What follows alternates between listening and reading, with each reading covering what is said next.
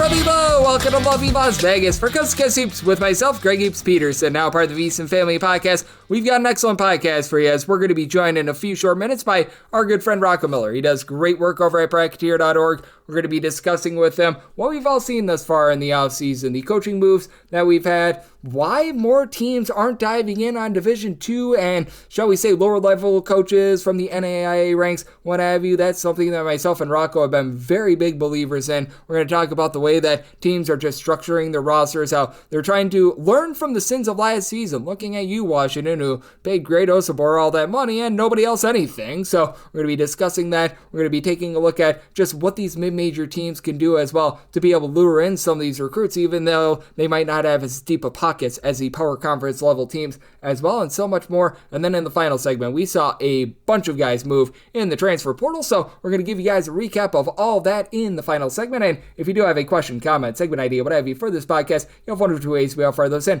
First one is my Twitter/X timeline at @G_81. Keep in mind, Larzium, name does not matter, so as per usual, please do send these into the timeline. The other way is find an Apple Podcast review. If you rate this podcast 5 stars, it is very much appreciated. From there, you're able to fire in whatever you'd like to hear on this podcast via that 5-star review, and look for a lot of 2-segment podcasts moving forward, just because it used to be with segment number 1 during the season, you do a recap, and, well, we do the recap in the final segment, and there are no games going on as of right now, so a lot of 2-segment podcasts. I will leave open a segment for if you guys have any questions. I recognize that many of you guys right now focusing on things like the Masters that just wrapped up, focusing on baseball, what have you, but send in those questions. I'll take a segment to be able to answer all of those, so I've got you guys all covered there. And Edge Boost, they've got you covered with being able to make sure that all of your gambling transactions are approved 100% of the time, because unlike other places that utilize credit, this is a account, and you are able to get cashback rewards as you use Edge Boost. And over at EdgeBoost.bet, when you utilize the promo code of Greg, Greg, your first $25 deposit, it's going to be matched dollar for dollar. That's EdgeBoost.bet, promo code Greg. Now let's bring on our good friend Rocco Miller. He does absolutely amazing work over at Bracketeer.org. Taking a look at this great game that we all know and love of college basketball. And he's much like myself. He's a grinder that looks at this sport 12 months out of the year. He knows all too well that the teams that we're going to be seeing in the NCAA tournament next year, the teams that we're going to be seeing build themselves up, those rosters are built right now, and he is tracking it all. You're able to follow him on Twitter/X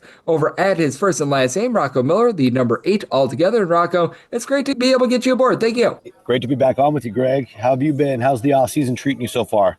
Offseason has been quite good, except for the fact that I feel like I'm doing more tracking than ever before, because as we are doing this conversation, north of 2,155 guys in the transfer portal, and when I did the math, that means that more guys that are returning to college basketball have entered the portal than have actually stayed with their regular team. And just what do you make out of the landscape of college basketball right now? Because obviously NIL is reigning supreme. These guys are looking to get money and everything like that. But at the same time, too, it is one of those things where it is very difficult to be able to gauge these rosters. And I think people trying to do their way too early top 25s, what have you right now, are just going through a defeatist process, because everything is changing pretty much 24 hours from when you last checked. Yeah, it's the nature of the beast right now.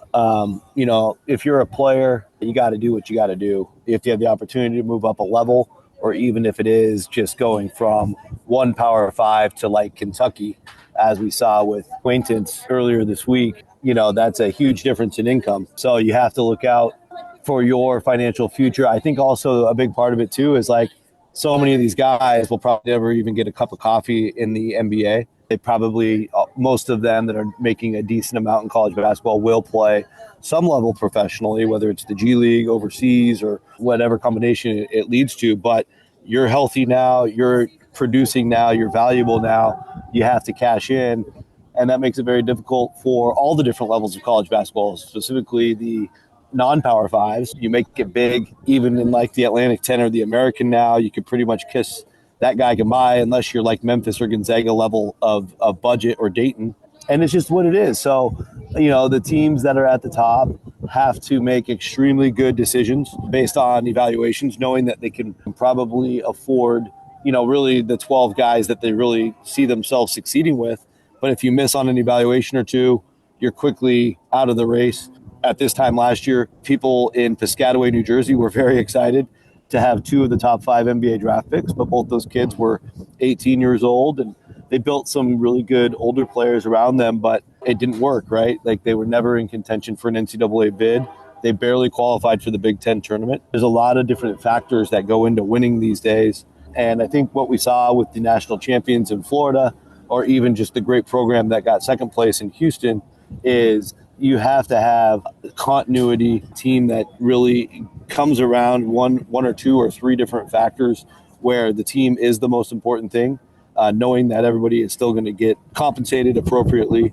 And you got to find the right kind of kids. There's always going to be those types of kids that really have to think for themselves. Maybe they come from tough backgrounds and just don't really know how to come together as a good teammate. And I think that's what every coach is worried about. Even if you get the super talented kid, but he's got the wrong attitude, that can ruin an entire season. We saw so many examples of that in Power 5 basketball this year, and even at some of the better mid-major schools where they had high expectations and really just couldn't get clicking throughout the year. So I just think there's so many different things to look at and study. But I do think each year that goes by with the portal, teams are getting sharper, and the best coaches at this are moving up in the business very quickly.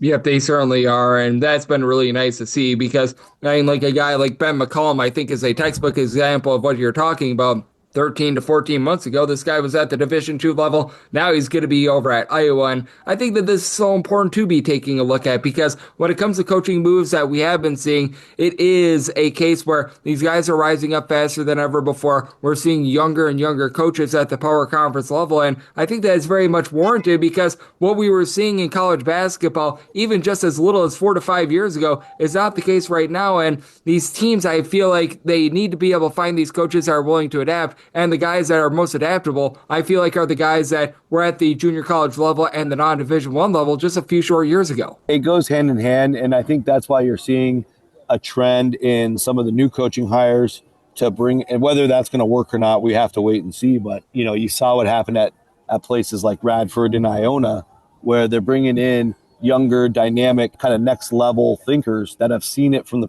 pro game and managing, a salary cap, a GM level. And if they can prove those skills at, with Gary O at Iona and Zach Chu over at Radford, those are just two examples. I know there's others. If they go and hit it big and win one or two conference tournaments in the Big South and the Metro Atlantic, they'll be pulled right up into high major. And I think that's where the curve's at right now.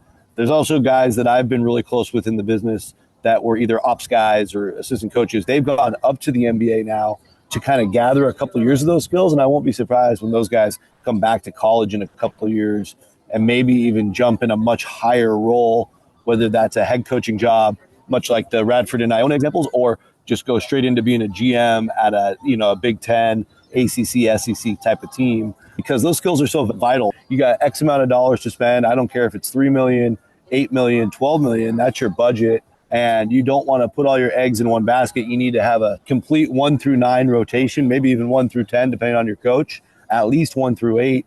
And you got to have quality across the board to be able to compete for a championship. You also don't want to put too many eggs in the basket as well, because that kind of leaves the locker room dynamics a little bit awkward. We certainly had that at Washington last year with Great Osobor getting the lion's share of the money. I think they've done a much better job building this year's team. 2 conference player of the year from mid-major level with Ognjenovic and Peterson from the ASUN and the SoCon, and then also bringing in some high Power 5 weaponry with Wesley Yates and others on the way. So I think even at Washington, they learned some hard lessons from going about it that way. I think when other schools see how Washington and Rutgers failed, for example, last year, they're trying not to make the same mistakes. So it's kind of a lot of a copycat league as well, much like the pro leagues are, where, okay, we're not going to slip into that trap. We're not going to do this wrong. And so everybody's getting sharper. The iron's sharpening each other's iron as we go.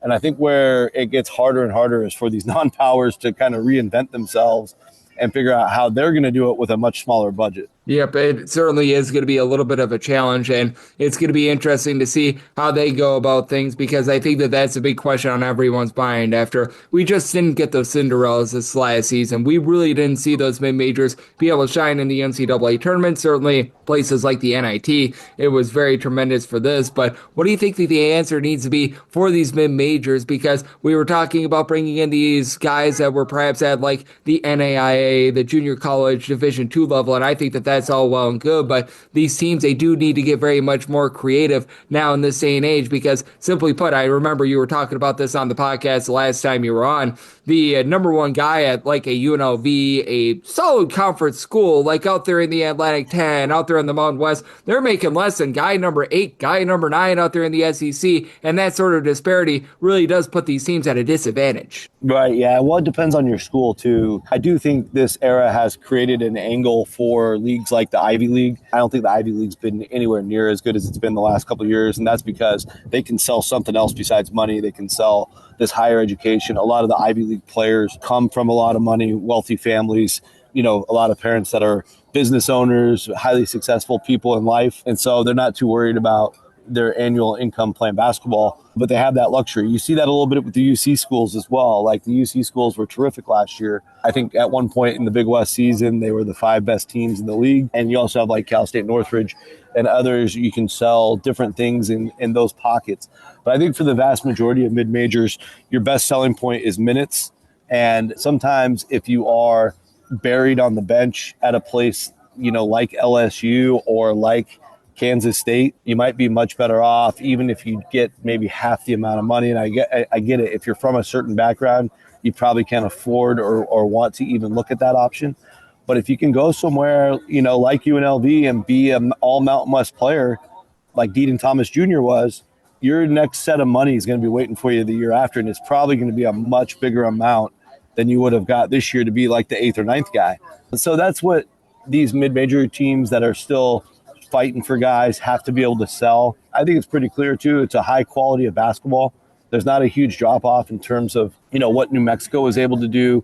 That's a team that beat UCLA this year and what you can do at the high level. So in some of these cases, you're one step away. And if you're like a UC San Diego level team, which I get it, they were one of the best mid-majors in the country, but they were able to win at Utah State. They were able to win 30 plus games. You can still build that. You just have to work harder for it. When you come from low Division I, or you come from Division II, or you come from junior college or NAIA, you're kind of already built with that fabric. And so, I've talked to the athletic directors at Lipscomb and UC Riverside who are still looking for the right coach. I keep kind of hammering that. And today, Greg, we saw 2 really what I thought was inspiring hires by both Central Michigan, hiring the Ferris State head coach. Name is escaping me as we speak, but he won the national championship in D2 in 2018. I think for a school like the Chippewas, who have been struggling to even make the MAC tournament, genius hire. He's made, I think, something like 9 of the last 11 D2 NCAA tournaments, and they've won 20-plus games in 10 of the last 11 years. That's exactly what you want. Same thing with Denver out of the Summit League.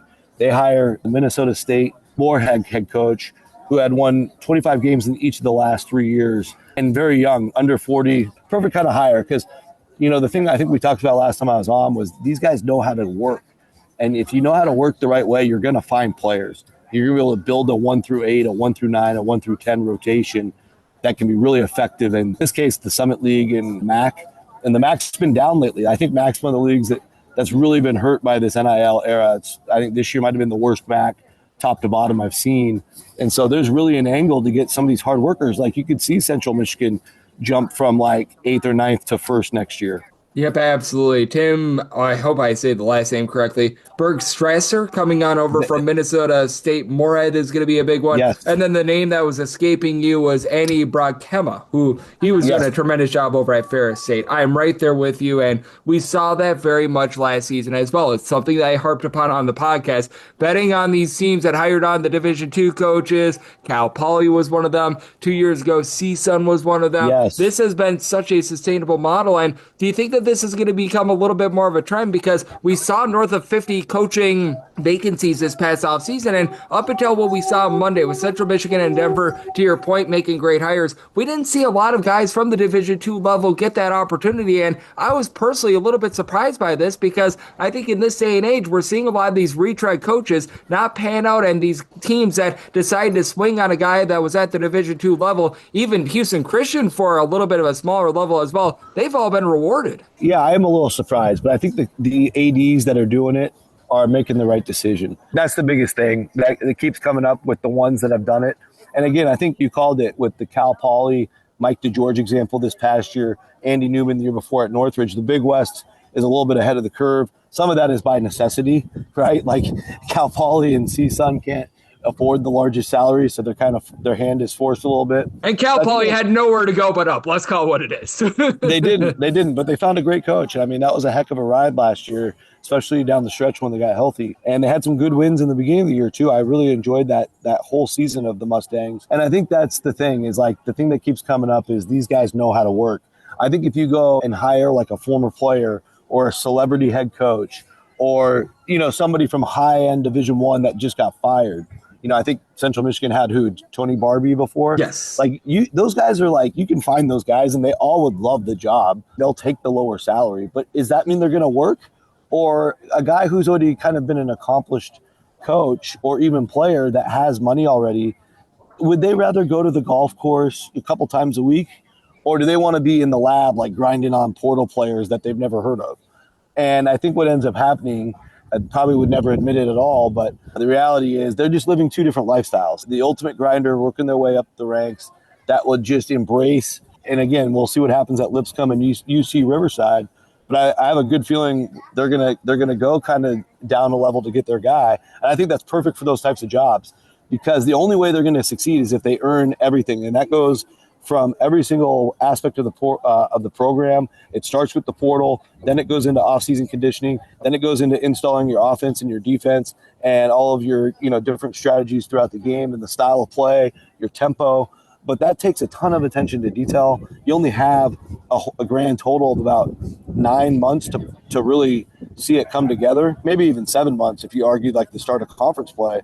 And time is not on your side. So you have to have like super hardworking, in most cases, younger guys, maybe bring one older guy as an assistant coach to kind of guide the ship. But I think that's the perfect blend. And I'm 100% behind that model versus going after, a guy with a celebrity name. And I know some of those celebrity guys can bring in like a couple million in NIL, but it doesn't matter how much talent you have if you have a bunch of guys that are not on the same page. Totally agree with you. I feel like we've both been harping on this for a very long time, and hopefully more of these universities start to figure it out, because I think that if they take our advice, it'll be word to the wise there, and I think that they will very much be rewarded, as our good friend Rocco Miller over at Bracketeer.org is joining me on Cusco Soups. And I want to go back to something that you were talking about a little bit before as well. You were talking about last year Washington getting it wrong in the transfer portal, paying a bunch of money to Great Osabor, and then everyone else was essentially making peanuts, and they had nothing around Great Osabor last season, and we saw what happened. This year they're redistributing the wealth. How much do you think that this NIL sort of era has been sort of mix and match and sort of trial by fire for a lot of these teams, and a lot of them, perhaps this offseason, have taken the approach of being able to spread the wealth and not trying to be a team like Indiana last year that paid a lot of money to Umar Ballo and things didn't necessarily materialize, and Washington, to your example, which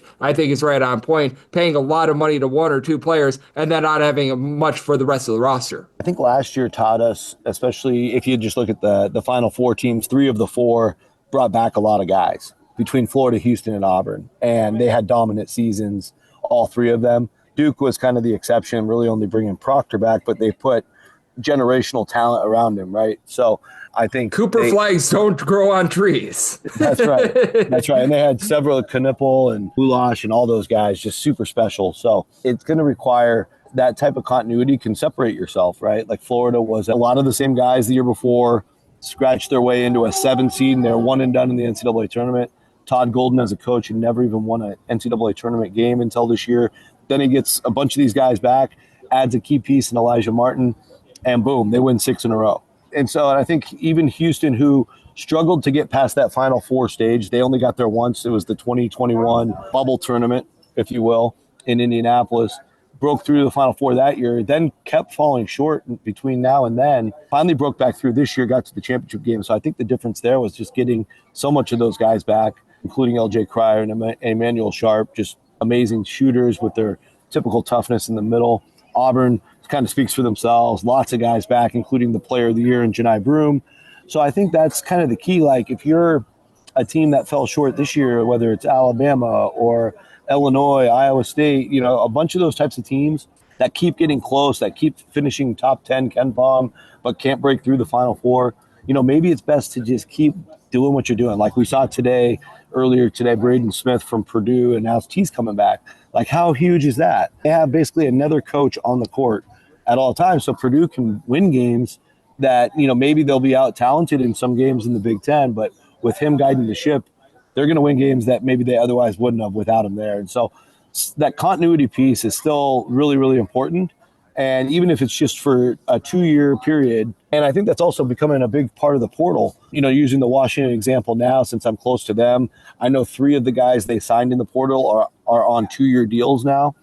I don't know how enforceable those are going to be. I think the deal is if they leave, they have to pay some of the money back. I think that'll help a little bit. But if you get everybody on 2-year deals, it's going to be great for the games, the program, be great for the fans.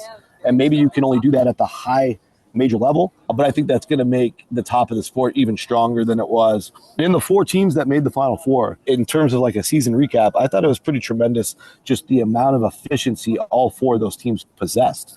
Like you look at the 2024 UConn team who dominated, absolutely dominated. They would have actually been the 4th best team this year with the same exact numbers, 36.43 and Ken Palm, whatever his algorithm equals, that's the 4th best team this year. They'd be worse than Duke, Houston, and Florida. The 2023 UConn team, who annihilated everybody, would have been the 7th best team this year. So that just goes to show you how much sharper the country is getting quickly at the highest level, and how much that continuity piece matters, and just how ridiculously good the top of the sport was this year. Yeah, the top of the sport was absolutely insane. I don't know if we're ever going to see it quite like what we saw this year, with 4 teams just head and shoulders above everyone else. And I do hope for our sake we're going to find a few more mid-majors that are going to be able to succeed this upcoming season, but that'll be determined by what happens these next few months, because Rocco, while so many people, they love the games and everything like that, we both know that rosters that are going to be succeeding in March, they are built right now. You're doing a great job of covering it all. So let the good people at home know where they're able to get all that good work on social media and other platforms, and what's all on tap for you. Yeah, thanks, Greg. I'm focused on the roster piece pretty heavily because it plays into getting some of these strategic scheduling decisions done. Now, there is a lot of scheduling news coming out, so doing my best to reshare that, letting guys like Rothstein have some fun with it for a little bit, but eventually I'll have an onslaught of information for everybody when it comes to scheduling. So much that has to do with the rosters. Like I always advise teams at all levels that they shouldn't take on a game until they know what all the scholarships look like. You might sign up for a game today and that team could look completely different by the end of the week as long as they have open scholarships. So we want to kind of wait and stay patient for now, maybe till the end of April, see how the portal shakes out in the end. Like you said at the start of the show, guys can enter the portal every morning. So till it's closed, you just don't know what you're signing up for. But that is really where my focus is getting games together, advising teams on what games they should take, which games they might not take. And then behind the scenes, a couple of us at bracketeer.org are working on the non-conference schedule pages. Those should be out by May, especially starting with the bigger leagues, the SEC, the Big Ten, and the Big 12. Look for that next month. Going to continue just beefing up bracketeer.org in terms of, any kind of portal articles, a couple different contributing writers now, really excited about that. If you like all the work you're seeing over there, we've added a support button. You can feel free to donate to the cause. We're still a completely free, ad-free website. Really proud of that. But our guys spent a lot of hours on this stuff. So if you want to donate, feel free to hit the support button.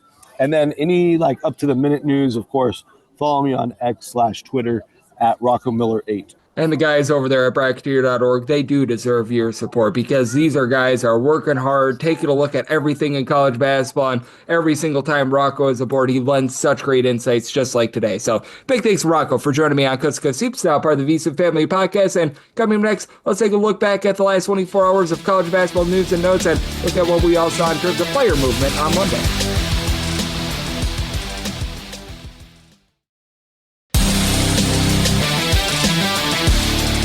Here, love you, Las Vegas, for Coast to Coast Hoops with myself, Greg Hoops Peterson, now part of the VSiN Family Podcast. Always great to be joined by Rocco Miller. He does such great work over at bracketeer.org, taking a look at this great game of college basketball all 12 months out of the year. And every single time he joins me, he lends such great insights. Did so once again today. So big thanks to Rocco for joining me in the last segment. Now it is that time of the podcast. I give you a recap of all the news and notes that we saw in college basketball on Monday. And boy, oh boy, did we see a lot of moves made as Kenan Catchings. He is going to be adding on over to Georgia. This is a rock-solid pickup for Georgia, as we're going to see where they're going to be going moving forward. They've been a little bit slow in the transfer portal process, but that said, he was a talented freshman that was supposed to go to Purdue. He was a top 50 guy.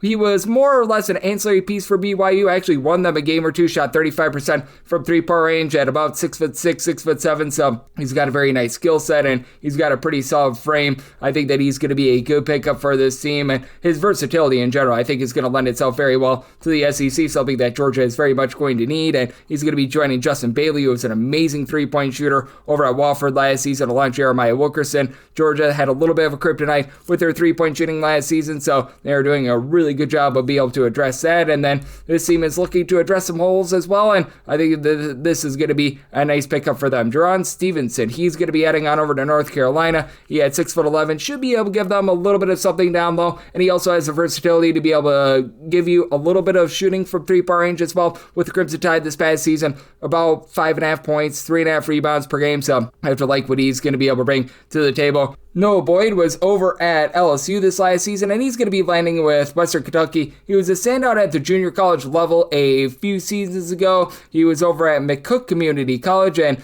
now he's going to be heading over to Western Kentucky, who saw quite a few injuries to that backcourt last season, so I do think that it's going to be interesting to see what he's going to be able to provide them. A little bit of an unknown, but guy that should be a relatively solid rim protector out there in Conference USA. It is Miley Cyrus's favorite conference because it is a party in Conference USA, and we're seeing the Delaware to Virginia Tech, I guess you could call it, pipeline continue, because we saw John Camden, who began his career at Virginia Tech, be rock solid over at Delaware this last season. Now, Delaware, they are going to be losing a guy to Virginia Tech in Isa Pasha. He was last season over at Delaware, giving the team 12 points per contest, 4 boards, 4 assists, relatively good facilitator. Not an amazing three-point shooter, but guy that's able to pop it relatively well from three-point range. He should be a good fit for a Virginia Tech team that they just failed last year because they didn't have facilitation. Isaiah Miller was supposed to be relatively good for that backcourt, but Isaiah Miller got involved in a gambling scandal. So that was a little bit less than tremendous for them, completely derailed their season. And Virginia Tech, they bring in he along with Amani Hansberry thus far, so we will see if there's going to be other additions for them, but that should be able to get them rocking and rolling. Lucina Traore, he was playing over at Xavier last year under the tutelage of Sean Miller. Missed all last season due to injury. He at Long Beach State 2 years ago was a double-double machine, 12 points, 10.5 rebounds per game. He's going to be following Sean Miller on over to Texas. I haven't seen a lot of Xavier guys follow Sean Miller quite yet. We will see if there's going to be more to come, but that I think is going to be a good pickup for them and a guy that already knows the system, so that'll be helpful moving forward. Riley Parker, he was over at St. Francis of Pennsylvania this past season, was averaging 13.5 points, 3.5 boards, 3.5 assists, 40% three-point shooter. He's heading to Portland, and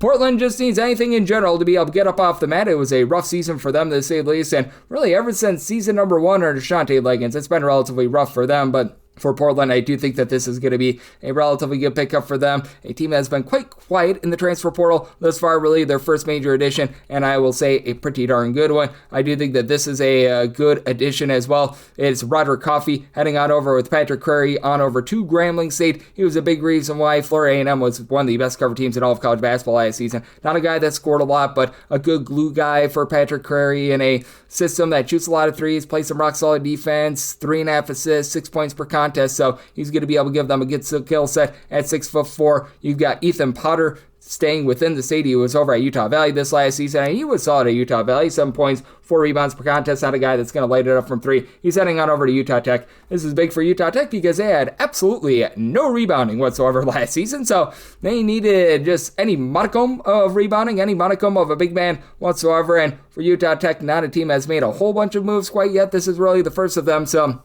we will see what is to come for them moving forward. This is a bunch that is looking to make a few more moves as well, as you got Washington State picking up Jerron Morton. Morton this last season was playing over at Morehead State. He was one of their main facilitators, a starter that averaged 10.5 points, 3.5 assists per contest, and he was a sharpshooter. This guy shot over 40% from three-point range as well. For much of the season, he was shooting closer to 50% from three-point range, so that is going to be a good pickup for them. I think that this is going to be a relatively solid pickup as well. You've got Jashawn Thomas. He last season was over at Charlotte. He was averaging for Charlotte in that neighborhood about 9.5 points, shot 37% from 3, was really one of the lone guys that was able to pop it from three-point range. He's going to be heading on over to Drake. As we know, for Drake, second straight year that they're going to be going through a little bit of a coaching change, but I think that he's going to be a relatively good fit for that system. Certainly not going to be quite the same Drake system as we saw from a season ago, as now you've got Mr. Peterson heading on over from South Dakota State, so you're probably going to see a lot more three-point shooting than you did a season ago for Drake. They've already brought in Owen Larson as well from South Dakota State, so that's a guy that's going to be staying within the system. I think they should be able to play off of him relatively well, so that's a well-done pickup out there. I think that this is a pretty well-done pickup, as well as you've got Nikhil Shelton heading on over to Loyola Marymount.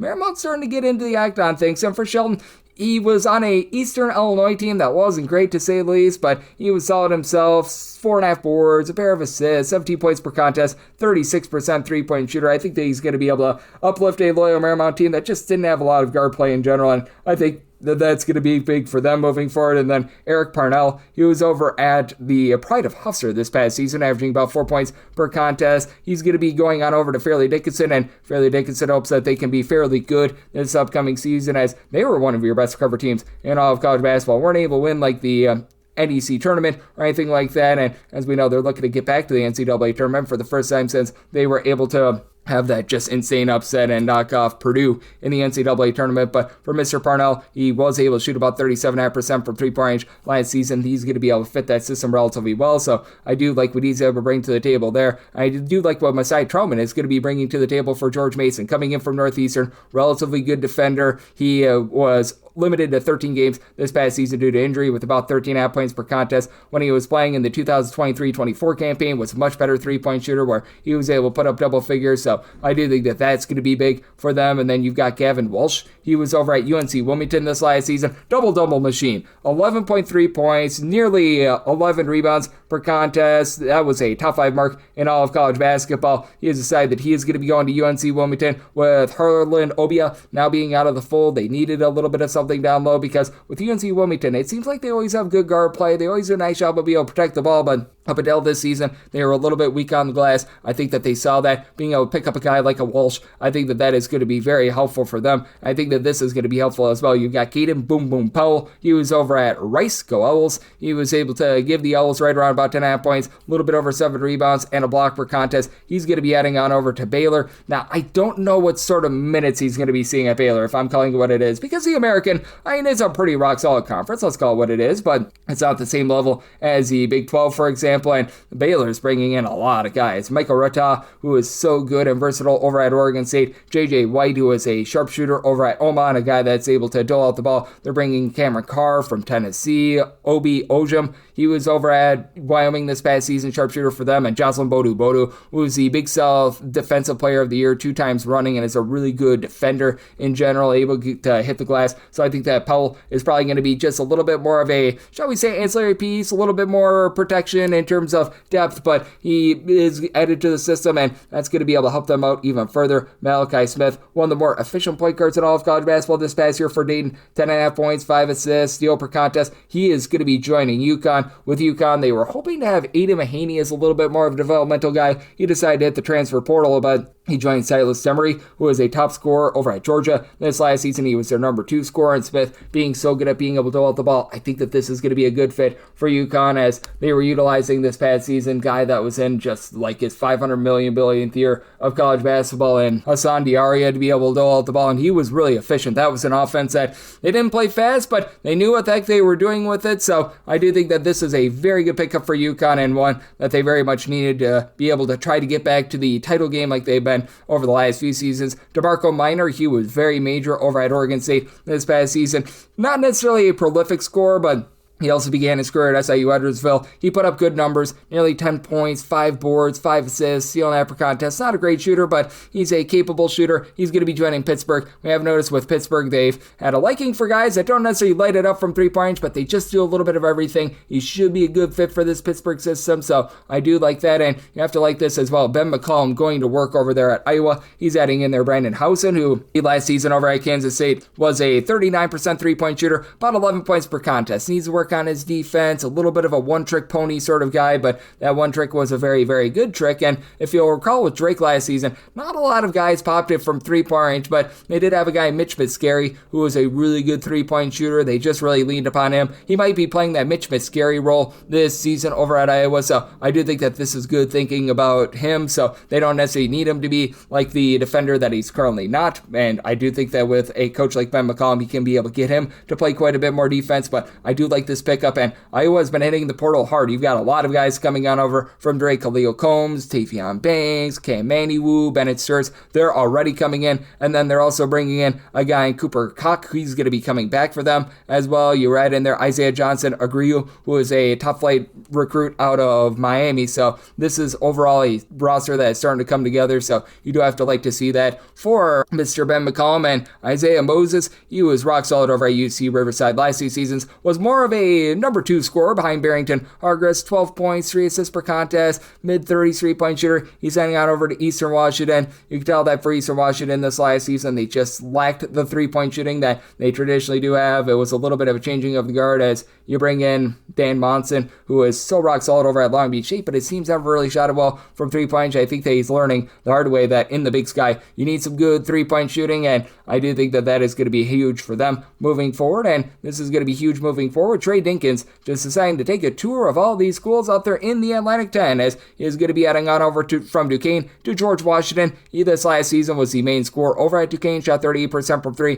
13 points per contest with George Washington. They really upped their game defensively this past season, but they were lacking some 3-point shooting with a familiarity in the conference. I think that that is a really good fit for them, and for George Washington, they didn't have a lot of depth because they were missing Garrett Johnson all season long last year as well. He got injured in the offseason, so I do like that pickup. I do like this pickup as well, as you've got Alexis Marmayoles. He was over at Lamar this last season, was a very highly touted junior college guy that made an impact right away. 14.5 points, a little bit over a steal per contest, shot 38.5% from 3-point range. He is going to be joining Pacific. For Pacific, it was a rough season number 1 for them as they were trying to mix and match under the tutelage of Dave Smart, who was a very good coach out there in the country of Canada for Carleton College for quite a few years, and I think that this guy is going to be able to fit exactly what he's looking to do. Pacific wasn't necessarily a great 3-point shooting team this past season. You could tell that they needed a little bit more on that front. Now they're going to be able to get it, and for Pacific, they've been a little bit slow out the gates with regards to transfer portal, but this is going to be a good first step for them to be able to get something moving forward, and Marmayoles, I think, is going to be a really good fit for them. I think that this guy is going to be able to be a rock solid fit as well. Cade Dotson, he last season was over at New Mexico. Didn't see a lot of time, only about 2.5 points per contest as a freshman. He was relatively highly touted. He's going to be going on over to Loyola Chicago. For Loyola Chicago, they just do such a good job of being able to find these guards that fit their system in general. They're going to need to be a little bit better on the glass than they were this last season, but for Loyola Chicago, they also brought in Week Tavares a few days ago as well from College of Charleston. He's going to be more of that rock solid 3-point shooting option. Dotson, a little bit more of a guy that's able to facilitate. I think that those guys are going to be a solid 1-2 punch. Chancey Willis, he has decided that he's going to be heading on over from Western Michigan, and he's going to be heading to Minnesota. I always have faith in Nico Medved and everything he puts his hands around, and for Willis, he was able to elevate the Western Michigan offense. Western Michigan, one of the worst 3-point shooting teams in all of college basketball, and yet he had 5.8 assists per game, steal and a half, 17 points per contest. Certainly a guy that's able to D it up as well, so I do think that he's going to be a good pickup for them, and I think that this is a very rock solid fit for Medved. Obviously, he still has quite a bit of work to do in the transfer portal, but I think that that's a nice step to be able to get this program in the right direction.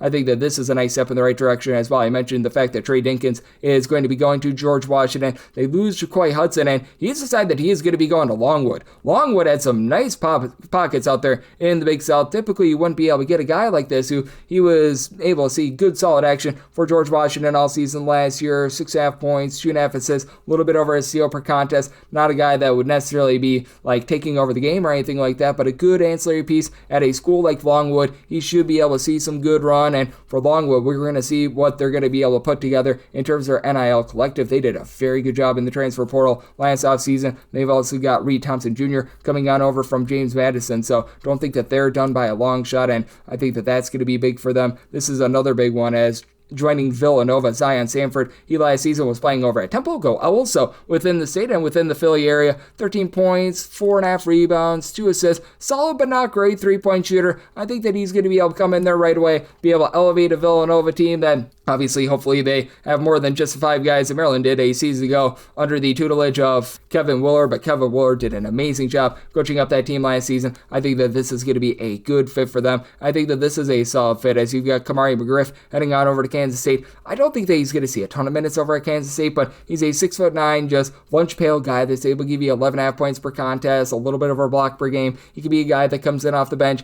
just gives you a little bit of general production, and I do like that move for them. Gus Larson just was very much glued to the bench this past season over at Cal. 6'10" big man that has a little bit of upside, but was only able to give the team like a point and a half, a rebound per contest, relatively solid recruit in general. He has decided that he is going to be going to Queens NC, and Queens NC, boy oh boy, do they need a little bit of size down low, because they had Malcolm Brown, the leader in shot blocks in all of college basketball last season. He is no longer in the fold for them, so they are looking to do everything humanly possible to be able to replace that. They are probably not going to be able to do it with one guy. They're going to need to do it with multiple guys, and I think that they are seeing that right now as they've made a few moves here in the transfer portal to be able to elevate them, and I do think that this is going to be a rock solid move for them moving forward, and I do like that pickup. I do like this pickup as well. Jalen Hampton, he was over at Missouri State this last season. He has decided that he was going to be going to Arkansas State. He started most of the time for them. He was able to supply 7.5 points, 6 rebounds per contest, a little bit of versatility. Not a guy that at 6'7" is really a lightning rod from 3-point range or anything like that, but someone that he's going to be able to come in, and I think that he's going to be able to see some solid minutes, do a nice job. I'll be able to grab some boards and be able to play multiple positions. So that's someone that I think is worth noting as well. This is a guy that I think is going to be able to be an impact guy as well. SMU is landing Jerron Pierre. He was over at Jacksonville State this past season. He was the CUSA Player of the Year, started out at the junior college level, played for a little bit of time at Wichita State, 21.5 points, 5.5 boards, 3.5 assists,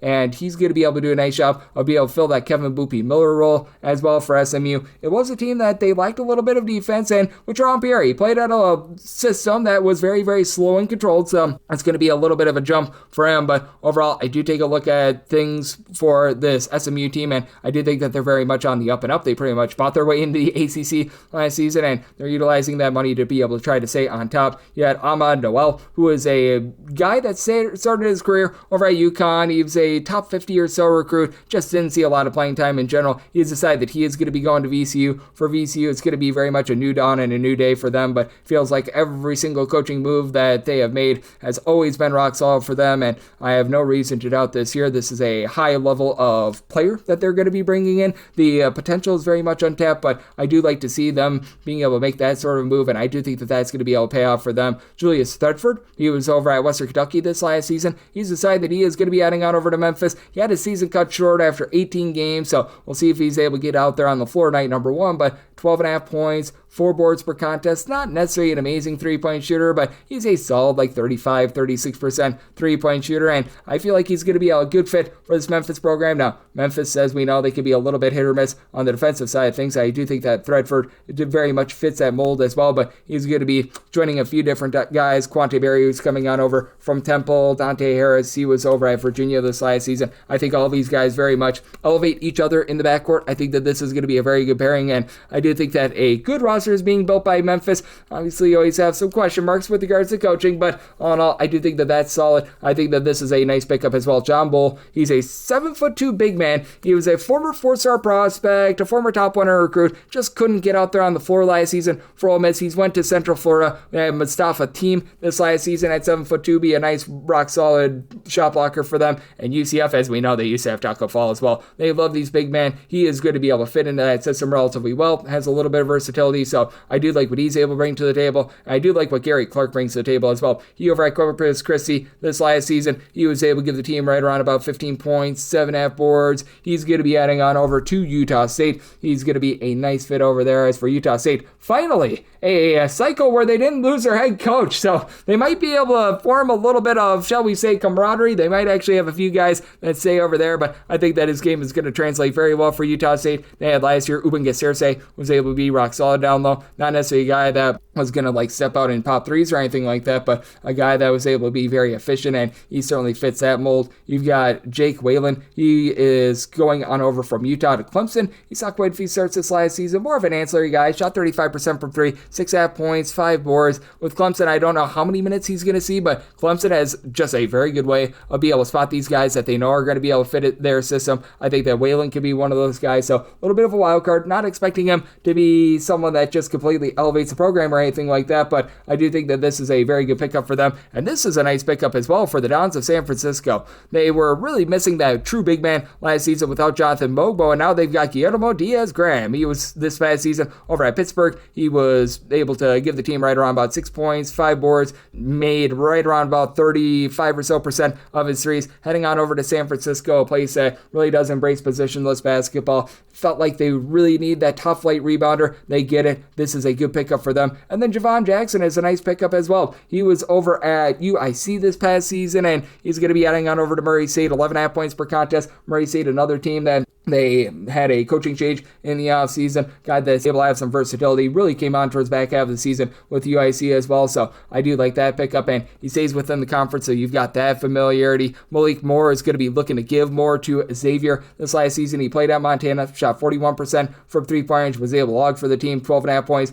right around about 2.5 assists per game as well. I don't know if he's going to see like starters minutes over at Xavier. I think that would be a little bit far-fetched, but still, I think that he could be a guy that adds a little bit of depth. That Richard Pitino's system, it does require quite a bit of depth because they are very much an up-tempo team, and for Xavier, they just have a haul of different guys. They're going to be coming in. Gabriel Pizzotto is a guy that I think is going to be able to give them something. Trey Carroll was a part of that Florida Atlantic team from the season ago. Have a few guys coming in from New Mexico as well, so Mr. Pitino, he has been very, very active here. You've got Marcus Iblack along with Miles Wilmoth, who are going to be adding on over to Canisius. Canisius, they were one of the worst teams in all of college basketball last season, and boy, oh boy, do they just need something good with Iblack. He was able to give the team right around about 10 points, a little bit over 2.5 assists per game. And while Miles Wilmoth is a pretty much designated rebounder, a block and a half, 3.5 rebounds per game, wasn't able to give a lot of scoring while he was over at Monmouth, but with Canisius, they had absolutely nothing down low this past season, so that is a good pickup for them. Kevin Penn has decided that he's going to be adding on over from USC, and he's going to be going to New Mexico. Saw limited minutes last season when he was over at USC because they had 100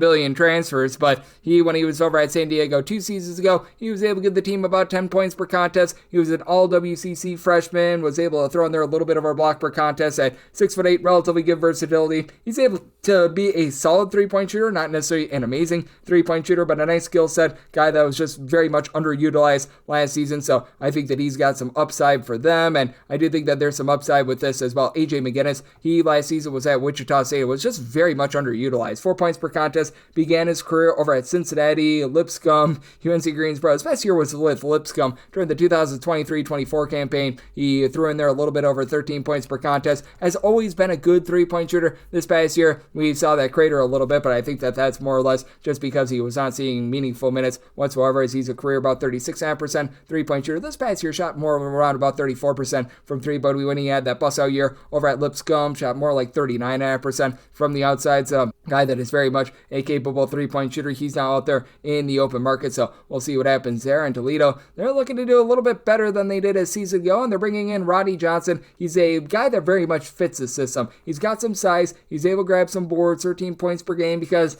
Toledo, they typically don't have a lot down low, and well, Tennessee Tech wasn't great on defense, but Rodney Johnson, a high 30s, low 40s three-point shooter, so I think that he's going to be able to come in right away, and he's going to be able to make some nice hay for them, and we're looking to make some hay on this podcast and get you guys all the information that you need to be prepared for the upcoming college basketball season. And if you like what you're hearing from this fine podcast, Coast to Coast Hoops, you're able to subscribe wherever you get your podcasts, Apple Podcasts, Google Play, Spotify, Stitcher, and TuneIn. If you have a question, comment, segment idea, what have you for this podcast, you have one of two ways we offer those in. First one is my Twitter/X timeline at @GUnit_81. Keep in mind, letters EM. Naming does not matter. So as per usual, please do send these into the timeline. And the other way is find an Apple Podcast review. If you rate this podcast 5 stars, it is very much appreciated. From there, you're able to fire in whatever you'd like to hear on this podcast via that 5-star review. And I have to give a nice appreciation and a nice thanks to our good friend Rocco Miller. Does great work over at Bracketeer.org for joining me in the last segment. Coming at you guys every single day on this podcast. So I'll be back with you once again tomorrow. Thank you.